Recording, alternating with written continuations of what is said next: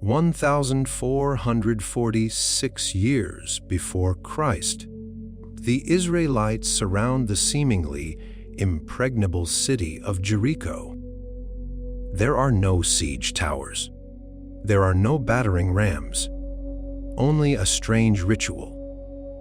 For 7 days they circle the city, carrying a golden chest they call the Ark of the Covenant. On the 7th day the trumpets sound, and the massive walls collapse. Not inward, as in a normal assault, but outward, as if something exploded at the very center of the city. Archaeologists discover bodies with no signs of battle. They find full food stores, and they see a city that looks as though it was destroyed from within in a matter of seconds. What really happened at Jericho? And what were the Israelites carrying in that golden chest? The story of the Ark of the Covenant is one of the most mysterious in the Bible. The official version is simple. It was a sacred chest created according to divine instructions to hold the stone tablets of the 10 Commandments. But when you read the ancient texts carefully, strange details begin to appear. In the book of Exodus, chapter 25, it says, "Make an ark of acacia wood, 2.5 cubits long, 1.5 cubits wide, and 1.5 cubits high. Overlay it with pure gold, inside and out. The dimensions are precise: 131 by 79 by 79 centimeters. A wooden chest completely covered in gold on both sides. On the lid stand 2 cherubim with outstretched wings." But why cover the inside of a wooden box with gold? It is not decoration. No one would see it. It suggests something else. Now, the most unsettling detail. Here is what happens when people get too close to the ark. In the 2nd book of Samuel, chapter 6, it says, "Uzzah reached out his hand to the ark of God and took hold of it, because the oxen stumbled. The Lord struck him there for his irreverence, and he died there beside the ark of God. A man named Uzzah simply touched the ark to keep it from falling. He died instantly, not from illness, not later, immediately." This was not the only case.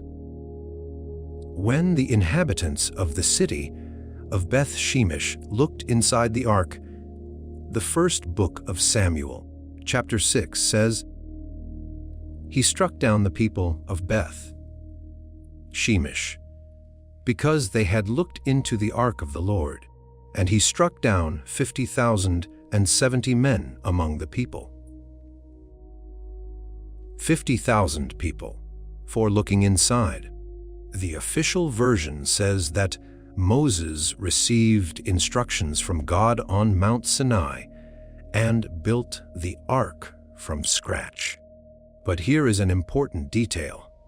The ark is a container, a protective shell, the gold lining, the special construction, the strict safety rules. All of it seems designed to protect people from what was inside. And what was inside may have been taken from the Egyptians.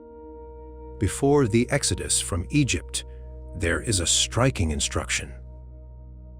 In the book of Exodus, chapter 3, it says, "Every woman shall ask of her neighbor articles of silver and gold and clothing, and you shall put them on your sons and daughters, and you shall strip the Egyptians." The Hebrew word used here literally means to empty out, to take as spoils. This does not read like simple compensation for slavery. It sounds like a deliberate operation to acquire something significant.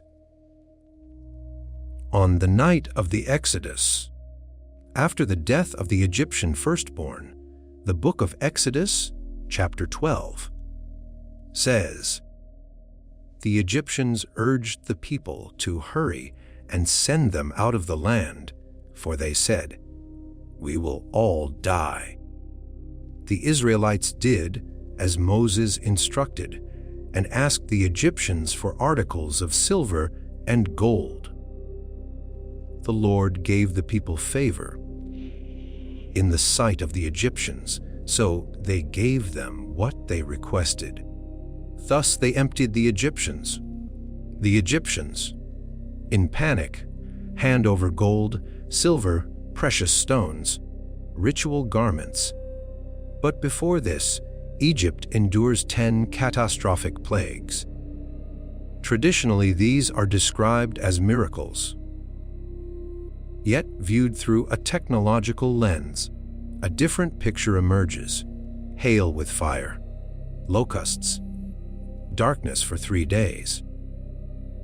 The sequence resembles systematic sabotage, the destruction of infrastructure and food supplies, the creation of mass panic, and the final blow, the death of the firstborn, a selective strike. The Israelites are protected by blood on their doorposts, possibly serving as a marker. This is not proof. It is a hypothesis. But it explains why the Egyptians surrendered their valuables so readily. They were broken by a series of disasters that appeared natural, but could have been technological. Then something even more puzzling happens. Pharaoh, who has just endured 10 catastrophes and lost his own firstborn heir, suddenly pursues the departing slaves with the entire army of Egypt. In the book of Exodus, chapter 14, it says, "It was reported to the king of Egypt that the people had fled. The heart of Pharaoh and his servants was changed toward the people. And they said, 'What have we done, that we have let Israel go?' This does not sound like regret over lost labor. Egypt was an empire with many other slaves. It sounds like the realization of a critical mistake. Pharaoh personally leads the pursuit. The book of Exodus, chapter 14, says, "He harnessed his chariot and took 600 choice chariots and all the chariots of Egypt, with officers over all of them and all his army." The entire army, personally commanded by Pharaoh, for a group of former slaves, or for what they had taken with them. They pursue them to the sea, where the Egyptian army is destroyed to the last man. The book of Exodus, chapter 14, says, "The waters returned and covered the chariots and the horsemen of all the army of Pharaoh. Not one of them remained." What could have been so valuable that Pharaoh was willing to sacrifice his entire army? One working theory is that the Israelites acquired an ancient artifact from an Egyptian temple or pyramid, an artifact that had been a source of authority for the pharaohs. An artifact thousands of years old, perhaps a relic from a civilization that existed before dynastic Egypt. Later, Moses placed this object inside the ark. The ark was the container, the protective casing. The true power source was inside. Now the central question: what was physically inside the ark?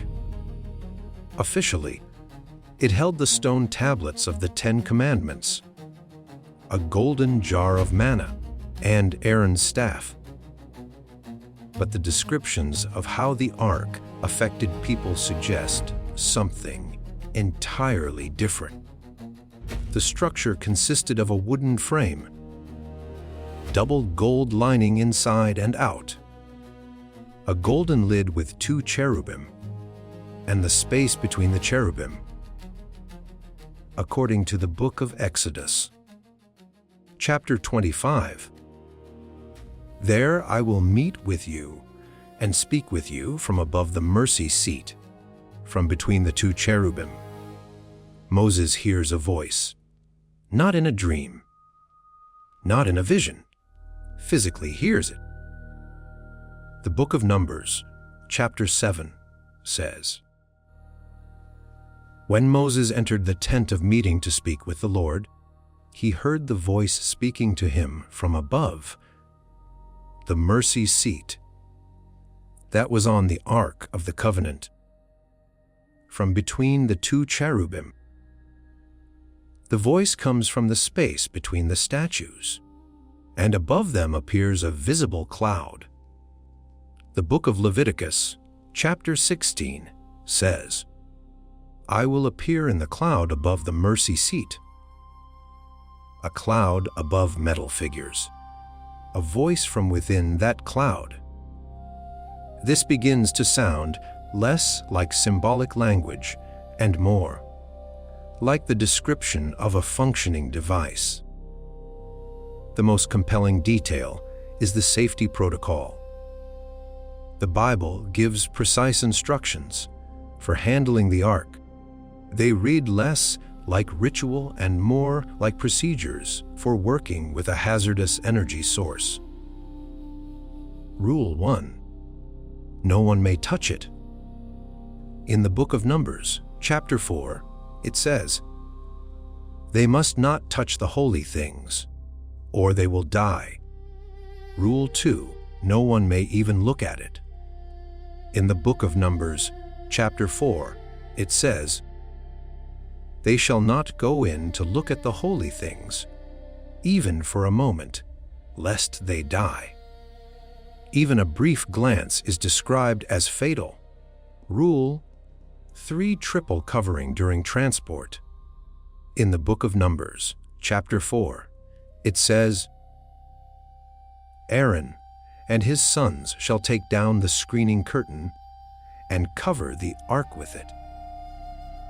Then they shall put over it a covering of durable leather, and over that they shall spread a cloth entirely of blue." 3 layers. This is not decoration. It reads like shielding. Rule 4. Distance. In the book of Joshua, chapter 3, it says, "There shall be a distance between you and it of about 2,000 cubits. Do not come near it." 2,000 cubits is nearly a kilometer, a safety perimeter. Rule 5. Special clothing. In the book of Exodus, chapter 28, it says, "Make for them linen undergarments to cover their naked flesh, from the waist to the thighs. They shall be on Aaron and on his sons when they enter the tent of meeting, so that they do not die." Full body coverage, so that they do not die, is presented as a literal warning, not a metaphor. This does not read like ceremonial symbolism. It reads like safety protocol for handling a hazardous source. The ark appears as a container, a protective shell designed for the storage and transport of a dangerous artifact taken from the Egyptians. Now compare the biblical instructions with modern handling rules for radioactive materials. Gold lining, which reflects certain forms of radiation. Multiple layers of covering during transport. A wide safety distance. a prohibition against direct contact, restrictions against direct exposure, protective garments, carrying it on poles to maintain separation, coincidence, or ancient observers describing real precautions in the only language they had. The strongest evidence, however, is not the safety procedure.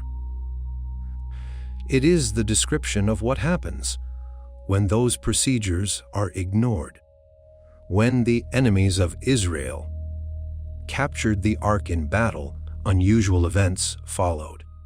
In the first book of Samuel, chapter 5, it says, "The hand of the Lord was heavy upon the people of Ashdod, and he afflicted them and struck them with tumors in Ashdod and its territory." Tumors, swellings, across the body. In the first book of Samuel, chapter 5, it says,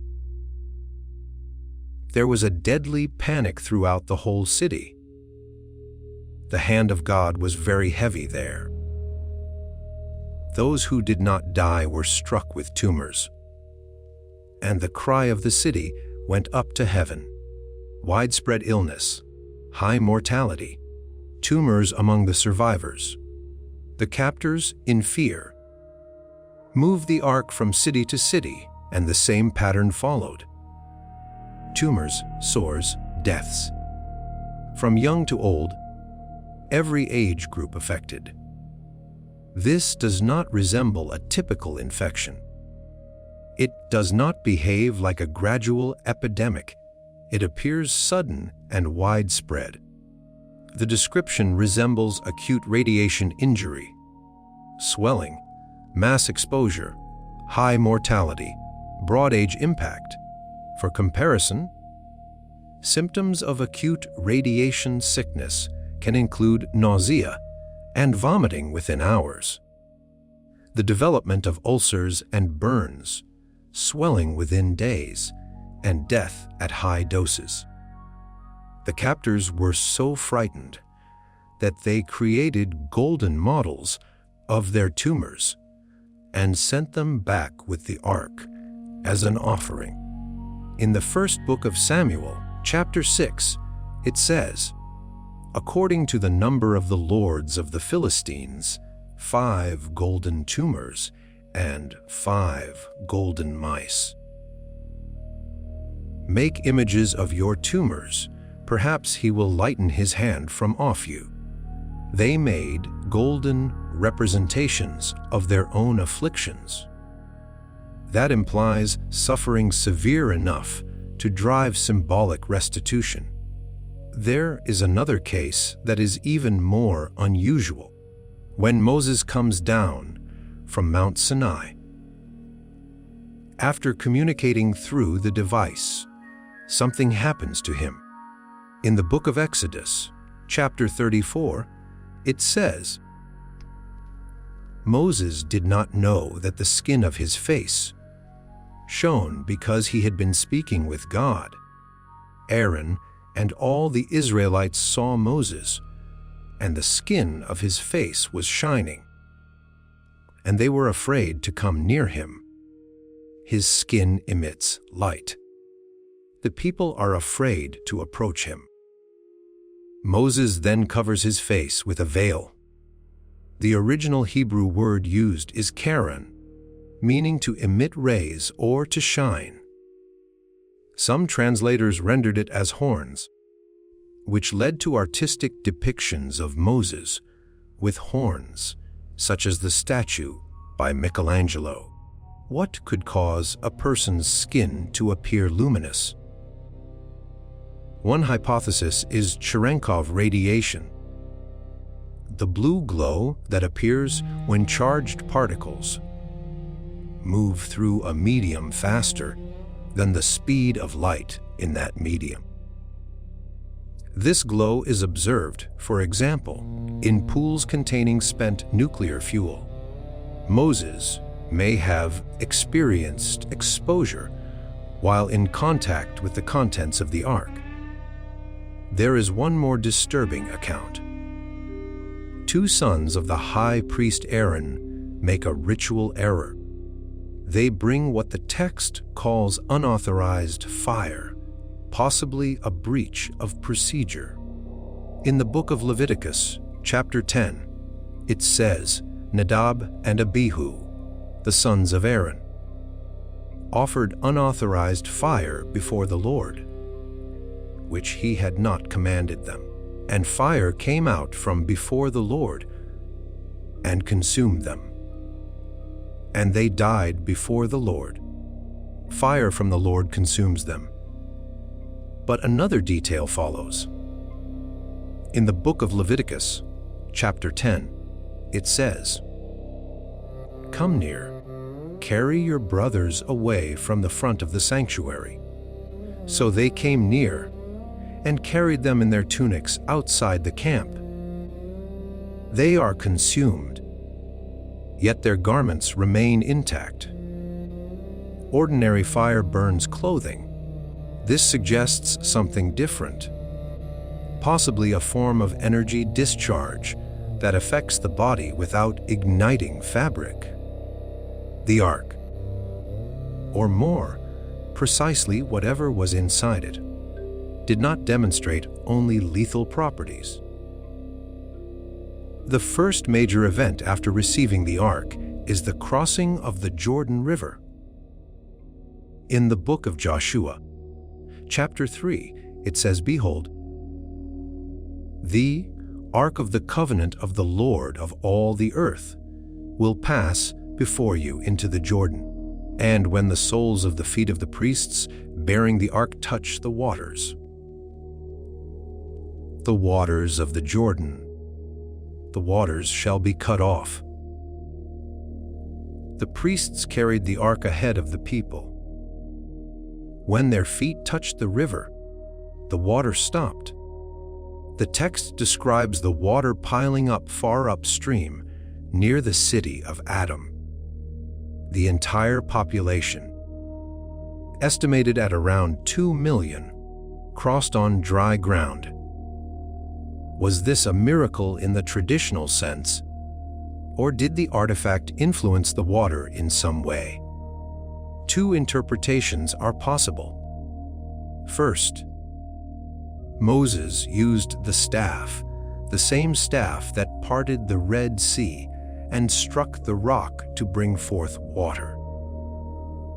That staff was also taken from the Egyptians. It may have been a separate device capable of affecting water. In the book of Exodus, chapter 17, it says, You shall strike the rock, and water shall come out of it. Did the staff alter the structure of water or create a resonance effect?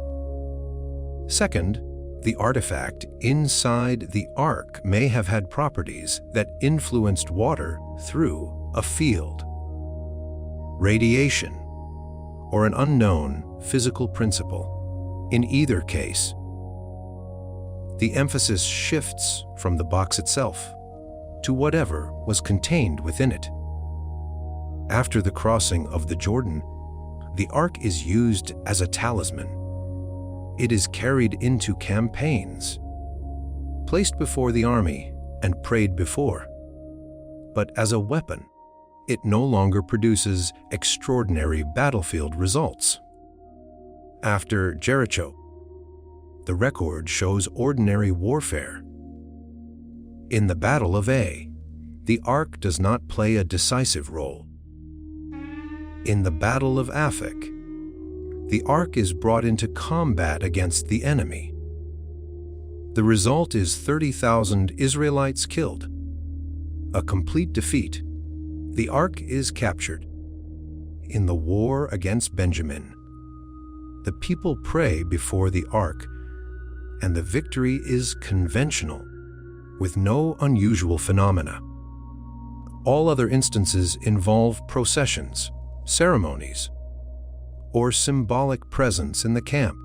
Jericho remains the only case where the ark functions as a battlefield force, with extraordinary consequences. Now we return to the central question. What happened at Jericho? The Israelites approached the city. Massive walls. The city is not starved. Food stores are full. Defenders are prepared. And instead of a conventional assault, they begin a strange ritual. In the book of Joshua, chapter 6, it says, "March around the city, and let the ark of the Lord go around the city. Do this for 6 days. On the 7th day, march around the city 7 times, and let the priests blow the trumpets." 7 days, circling the perimeter. The ark at the center of the procession. Total silence, except for the sound of trumpets. This is not a siege. This is something else. And on the 7th day, the book of Joshua, chapter 6, says, "When the people heard the sound of the trumpet, the people shouted with a great shout, and the wall fell down flat, and the people went up into the city. The walls collapsed." But here is what archaeologists found. In the 1930s, the British archaeologist John Garstang excavated at Jericho and reported a series of unusual details. First, the city's walls truly collapsed around 1400 years before Christ, roughly within the possible window for a conquest associated with Joshua. Second, the walls fell outward. That contradicts typical siege mechanics. In an assault, walls tend to fall inward under pressure. Here it is the opposite. Third, the city burned, but large stores of grain remained untouched, big jars still full of grain. That suggests the city was not starved by a long siege. Fourth, there were no large numbers of bodies, showing clear battle wounds. People died, but not in a conventional fight. Fifth, the destruction appears sudden. The city collapsed within a very short span of time. What could explain all of these details at once? One working theory is that something older was already there. Jericho is one of the oldest cities in the world. The earliest settlement layers go back about 11,000 years. That is not the Bronze Age. That is the Neolithic, when agriculture was just beginning. In that ancient layer, archaeologists found a strange tower, a massive stone structure about 8 meters tall, with an internal staircase. Its function remains uncertain. It is not clearly defensive. It stands alone. It is not clearly religious.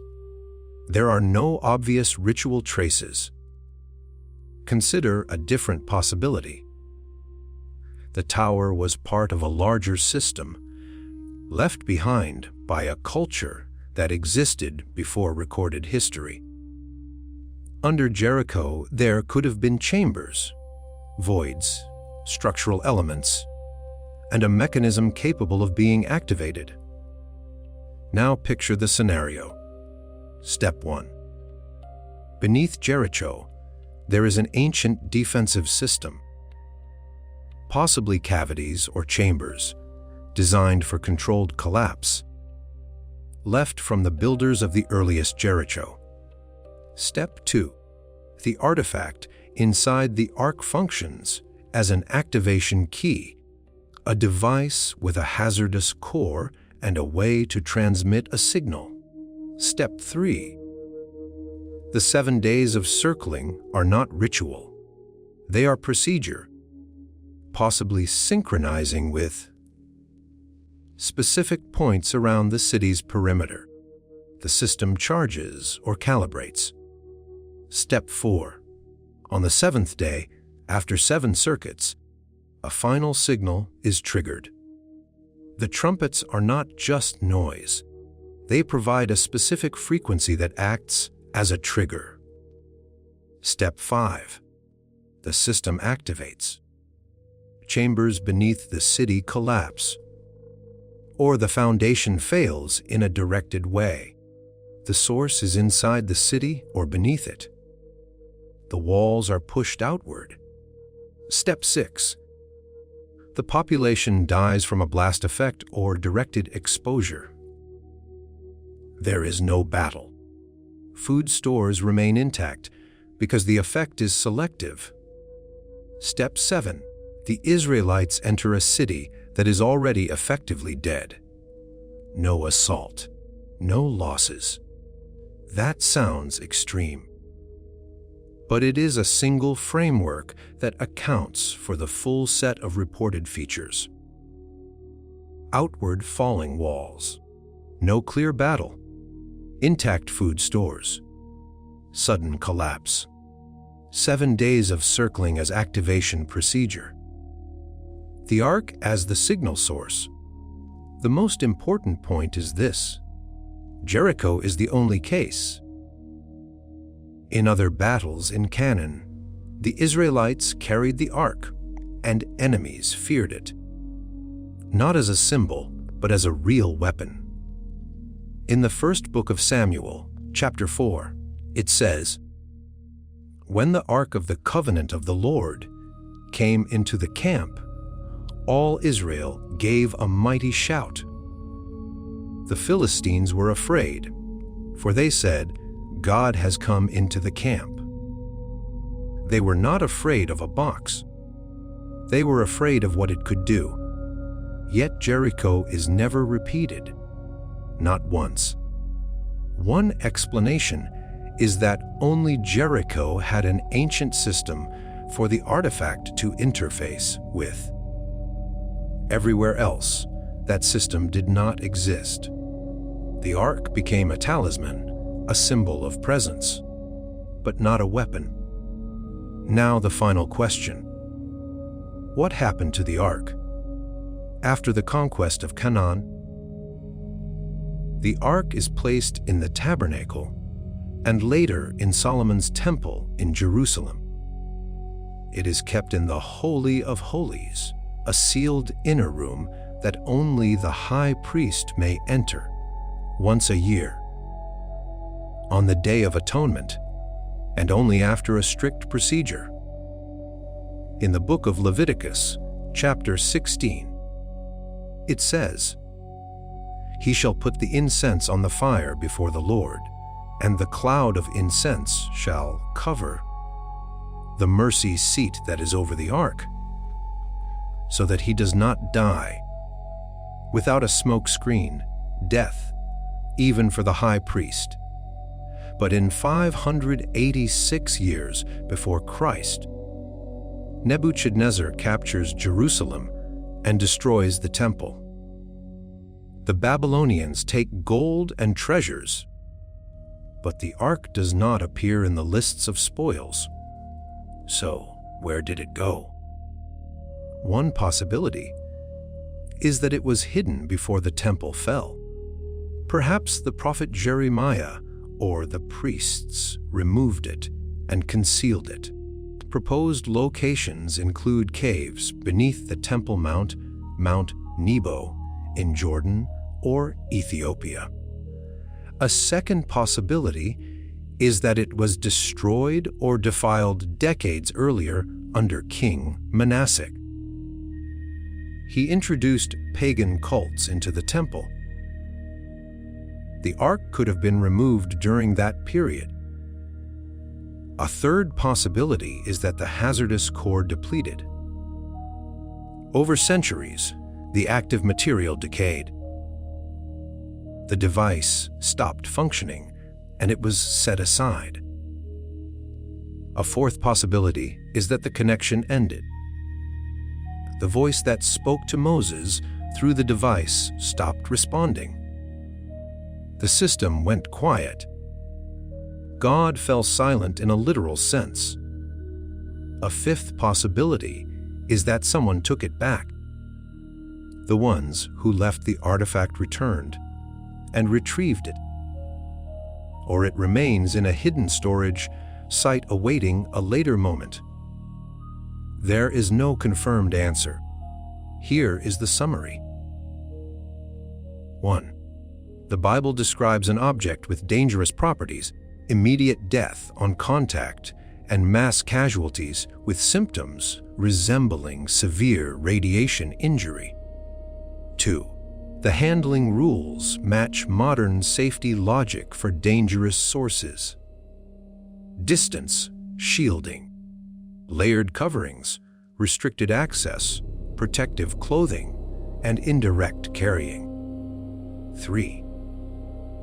The Ark's construction, double gold lining, and the described phenomena above the lid can be rid as a protective container for a device with a hazardous core and a communication system. 4. Moses heard a voice from the Ark, consistent with the idea of a technical interface rather than a purely symbolic event. 5. The destruction at Jericho is difficult to explain through conventional military means, but it aligns with the activation of a pre-existing system, with the Ark acting as a key. 6.